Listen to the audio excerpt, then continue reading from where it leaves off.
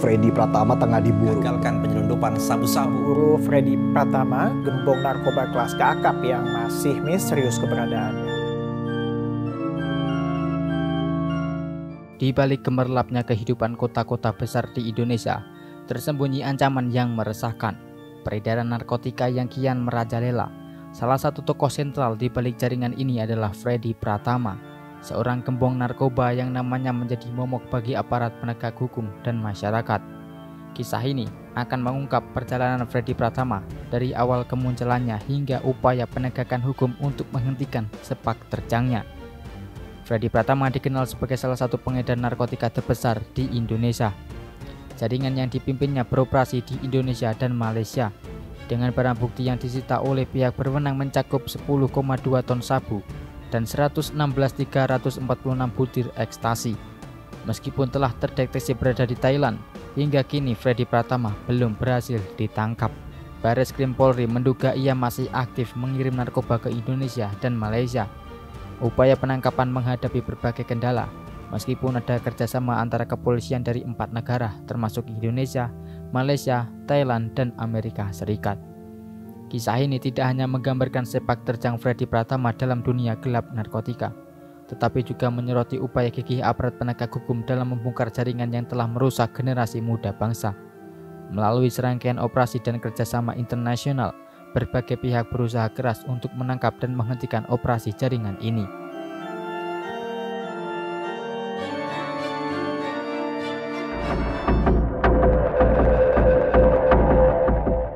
Freddy Pratama lahir pada 25 Juni 1985 di Banjarmasin, Kalimantan Selatan.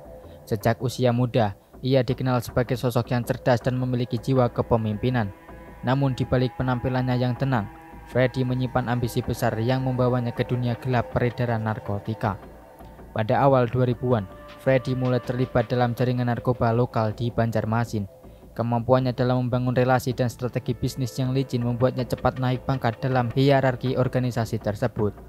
Tak lama kemudian, ia memutuskan untuk memperluas jaringannya ke tingkat nasional dan internasional. Freddy dikenal memiliki banyak alias seperti Miming, Casanova, The Secret, dan Airbag. Penggunaan berbagai nama samaran ini menunjukkan betapa lihainya ia dalam menyamarkan identitas dan menghindari penangkapan. Selain itu, ia diduga memiliki hubungan keluarga dengan bos sindikat narkoba di Thailand yang memungkinkannya membangun koneksi kuat di kawasan segitiga emas, wilayah perbatasan antara Thailand, Myanmar, dan Laos yang terkenal sebagai pusat produksi dan distribusi narkotika. Dengan memanfaatkan koneksi internasionalnya, Freddy berhasil membentuk jaringan distribusi narkotika yang luas, mencakup Indonesia, Malaysia, dan beberapa negara Asia Tenggara lainnya. Kemampuannya dalam mengelola operasi lintas negara membuatnya dijuluki sebagai Escobar Indonesia, merujuk pada gembong narkoba terkenal asal Kolombia, Pablo Escobar. Meskipun menjadi buronan internasional dan masuk dalam daftar pencarian Interpol di 4 negara, Indonesia, Malaysia, Thailand, dan Amerika Serikat, Freddy berhasil menghindari penangkapan selama bertahun-tahun.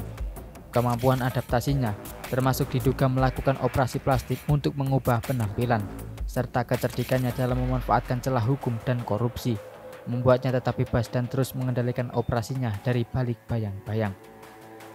Latar belakang Freddy Pratama mencerminkan transformasi seorang individu dari kehidupan biasa menjadi salah satu gembong narkoba paling dicari di Asia Tenggara.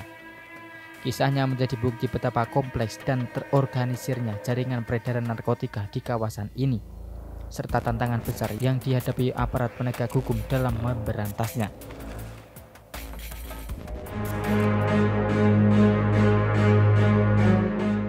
Freddy Pratama dikenal sebagai salah satu gembong narkoba terbesar di Indonesia.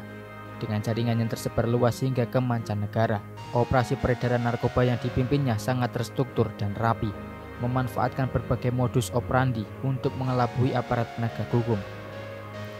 Jaringan Freddy Pratama beroperasi dengan hierarki yang jelas, di mana setiap anggota memiliki peran dan tanggung jawab spesifik.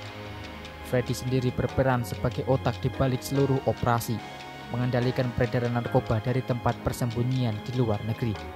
Di bawahnya terdapat beberapa kaki tangan yang bertugas mengatasi distribusi, pengiriman, hingga pengelolaan keuangan hasil penjualan narkoba. Untuk menghindari deteksi, jaringan ini sering menggunakan berbagai metode penyelundupan yang canggih. Salah satunya adalah dengan menyamarkan narkoba dalam kemasan teh Cina, seperti yang ditemukan dalam operasi di Jawa Tengah di mana 51 kg sabu disita.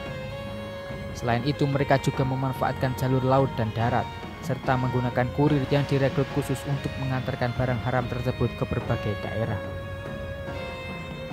Perputaran uang dalam jaringan ini mencapai angka yang fantastis. Polri mengungkap bahwa perputaran uang dari bisnis haram yang dikendalikan oleh Freddy Pratama dalam kaki tangannya termasuk Helen mencapai 59,2 triliun rupiah. Dana tersebut dicuci melalui berbagai cara, seperti investasi di sektor properti, usaha legal, hingga penempatan di rekening bank atas nama orang lain untuk mengaburkan jejak. Jaringan Freddy Pratama tidak hanya beroperasi di Indonesia, tetapi juga memiliki koneksi kuat di negara-negara tetangga seperti Malaysia dan Thailand. Kerjasama dengan sindikat internasional memungkinkan mereka untuk mendapatkan pasokan narkoba dalam jumlah besar dan mendistribusikannya ke berbagai negara di Asia Tenggara. Freddy diduga mengendalikan operasinya dari Thailand, memanfaatkan celah hukum dan jaringan korupsi untuk tetap beroperasi meski menjadi buronan internasional. Upaya penegakan hukum terhadap jaringan ini telah membuahkan hasil signifikan. Bareskrim Polri berhasil mengungkap jaringan narkoba yang dikendalikan oleh Freddy Pratama dengan menangkap 884 tersangka dari 408 laporan polisi yang diungkap. Operasi ini menunjukkan betapa luas dan terorganisirnya jaringan yang dibangun oleh Freddy Pratama, serta komitmen aparat dalam memberantas peredaran narkoba di Indonesia. Operasi jaringan narkoba Freddy Pratama menjadi bukti nyata bahwa peredaran narkoba di Indonesia telah mencapai tingkat yang mengkhawatirkan, dengan melibatkan sindikat internasional dan perputaran uang triliunan rupiah. Kerjasama antar negara dan penegakan hukum yang tegas menjadi kunci dalam memerangi jaringan kejahatan terorganisir semacam ini.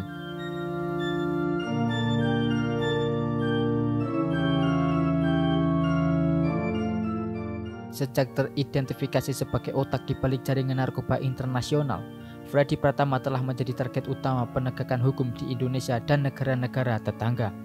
Upaya penangkapan terhadapnya melibatkan berbagai strategi dan kerjasama lintas negara. Polri telah membentuk tim khusus bernama Operasi Escobar Indonesia yang terdiri dari 109 personel untuk memburu Freddy Pratama yang dikenal dengan berbagai alias seperti The Secret dan Casanova. Tim ini bekerja sama erat dengan Divisi Hubungan Internasional atau Divhubniter, Polri Interpol, serta kepolisian negara lain seperti Thailand dan Malaysia. Kerjasama ini bertujuan untuk mempersempit ruang gerak Freddy dan memastikan koordinasi dalam upaya penangkapannya. Perdana Menteri Thailand telah menyatakan komitmennya untuk membantu Indonesia dalam menangkap Freddy Pratama. Freddy yang diduga mengendalikan operasinya dari Thailand telah masuk daftar dalam pencarian orang atau DPO sejak 2014. Komitmen ini memperkuat kerjasama antara kedua negara dalam memberantas peredaran narkoba di kawasan Asia Tenggara. Upaya penangkapan terhadap Freddy Pratama juga melibatkan pengungkapan berbagai kasus penyelundupan narkoba yang terkait dengan jaringannya. Salah satunya adalah penggagalan penyelundupan 135 kg sabu dari Thailand di Aceh oleh Direktorat Tindak Pidana Narkoba Bareskrim Polri. Operasi semacam ini tidak hanya bertujuan untuk menyita barang bukti, tetapi juga melacak jejak dan jaringan yang terhubung langsung dengan Freddy.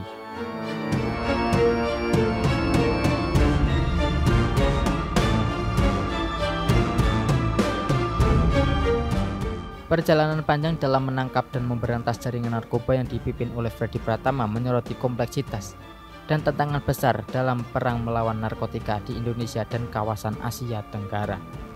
Meskipun berbagai upaya telah dilakukan oleh aparat penegak hukum, hingga Februari 2025, Freddy Pratama masih belum berhasil ditangkap dan diduga terus mengendalikan operasinya dari Thailand. Bareskrim Polri menduga bahwa Freddy Pratama masih aktif dan memiliki jaringan yang beroperasi di Indonesia. Kisah Freddy Pratama menjadi cerminan betapa pentingnya pendekatan holistik dalam memberantas narkotika yang melibatkan penegakan hukum yang tegas, kerjasama internasional, serta partisipasi aktif masyarakat dalam pencegahan dan rehabilitasi. Hanya dengan upaya bersama, ancaman narkotika yang merusak generasi bangsa dapat ditekan dan diatasi.